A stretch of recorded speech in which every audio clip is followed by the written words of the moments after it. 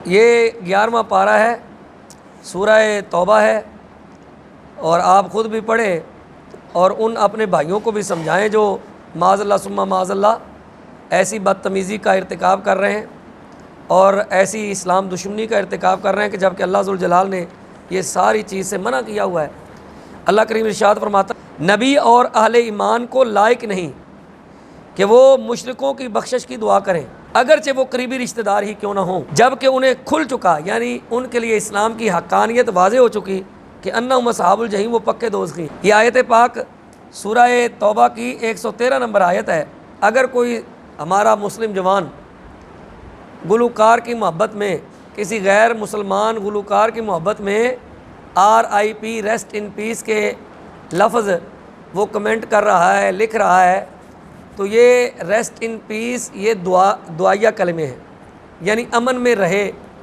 یہ جیسے ہم کہتے ہیں نا مرحوم اور مغفور، اس پر رحمت کرے، اسے بخش دے، تو ریسٹ ان پیس کے جو جملے ہیں یہ اسی زمرے میں آتے ہیں۔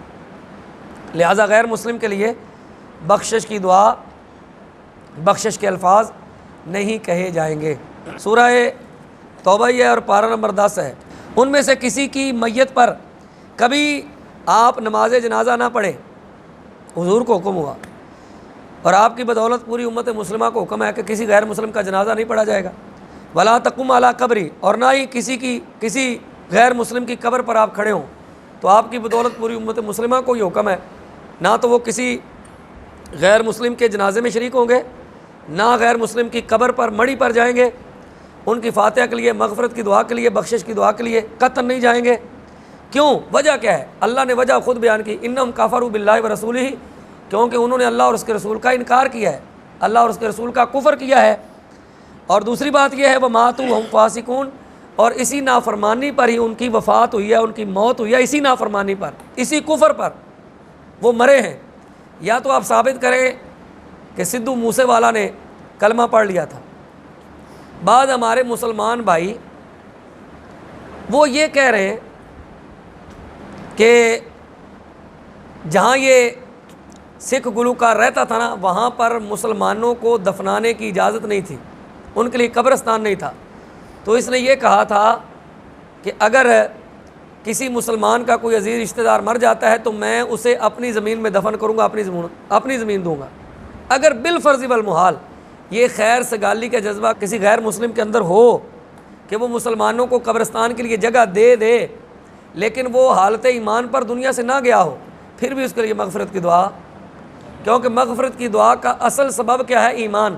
تو جب اس کا دامن ایمان سے خالی ہوگا تو اس کے لیے مغفرت کی دعا، رحمت کی دعا نہیں کی جائے گی۔ ہاں، اس کے لیے اگر کوئی جذبہ رکھے کہ یار اس کا یہ اچھا اقدام ہے، تو یاد رکھیں اللہ ذوالجلال نے اس کا بھی اعلان واضح فرما دیا ہے کہ اگر کوئی بندہ غیر مسلم انسان اگر انسانیت کا کوئی بڑا کام کر جاتا ہے، کوئی نیک کام کر جاتا ہے، تو دنیا کے اندر اس کی نیکی پر اللہ دنیا کے اندر ہی اس کا اجر عطا کر دیتا ہے، آخرت میں اس کا کوئی حصہ نہیں۔ یہ باقاعدہ طور پر قرآن کی نص ہے۔ اللہ فرماتا ہے آخرت میں کافروں کا کوئی حصہ نہیں، نہ اللہ قیامت کے دن پر کوئی نظر رحمت فرمائے گا، نہ ان سے کلام کرے گا، نہ اللہ ان کو پاک کرے گا، ان کے لیے دردناک عذاب ہے۔ اتنی آیات کے باوجود بھی اگر کوئی مسلمان ریسٹ ان پیس کے جملہ، دعائیہ جملے کہہ رہا ہے، لکھ رہا ہے، سٹیٹس لگا رہا ہے، یا مغفرت کی دعاؤں کے سٹیٹس لگا رہا ہے، تو وہ توبہ کرے، اس لیے کہ اس بار بات سنیں۔ ہمارے ائمہ فقہاء نے لکھا ہے کہ اگر دانستہ طور پر جانتے ہوئے اس بات کو کہ کافر کے لیے دعا ناجائز ہے، حرام ہے، تو وہ کافر کے لیے دعا کرے تو بندہ خود کافر ہو جاتا ہے، اس کی بیوی اس کے نکاح سے نکل جاتی، شادی شدہ ہے تو بیوی نکاح سے نکل جائے گی، اب اسے تجدید ایمان کے ساتھ ساتھ تجدید نکاح بھی کرنا پڑے، یعنی وہ دوبارہ ایمان قبول کرے اور دوبارہ نکاح اس کا کیا جائے۔ اتنی پابندیاں ہونے کے باوجود ہمارے مسلمان بھائی کس طرف جا رہے ہیں؟ اس کا سبب یہ ہے کہ ہم لوگ اپنے علماء کے پاس نہیں بیٹھتے، مساجد میں ٹائم نہیں دیتے، درس و تدریس میں آنے جانے کا ہمارا ذہن نہیں رہا، اس وجہ سے ہم سے ایسی بےہودگیاں اور ایسی نافرمانیاں صادر ہو رہی ہیں کہ الامان والحفیظ۔ اللہ ذوالجلال ہمیں علماء کے پاس بیٹھنے کی توفیق عطا فرمائے۔